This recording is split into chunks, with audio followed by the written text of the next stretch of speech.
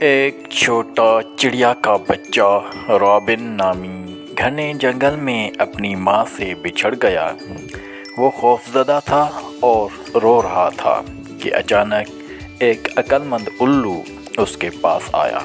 الو نے نرمی سے کہا، پریشان نہ ہو چھوٹے دوست، میں تمہاری مدد کروں گا، لیکن ہمیں مزید مدد کی ضرورت ہوگی۔ الو اپنی پرانی دوست ایک شوخ طوطی کے پاس گیا اور اس سے مدد مانگی۔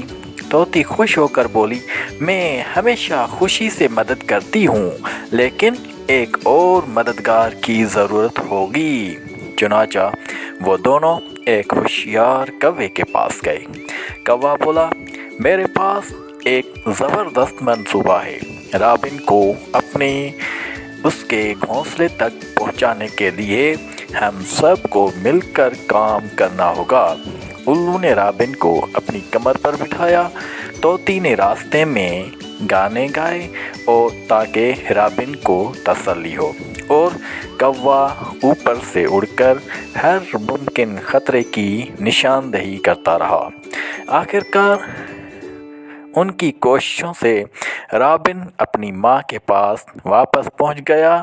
رابن نے خوشی سے کہا، آپ سب کا شکریہ، اگر آپ نہ ہوتے تو میں کبھی اپنے گھر نہ پہنچ پاتا۔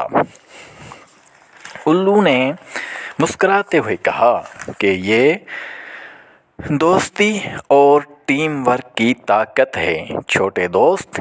اس دن کے بعد جنگل کے سب پرندے جان گئے کہ مل جل کر کام کرنے سے ہر مشکل آسان ہو سکتی ہے۔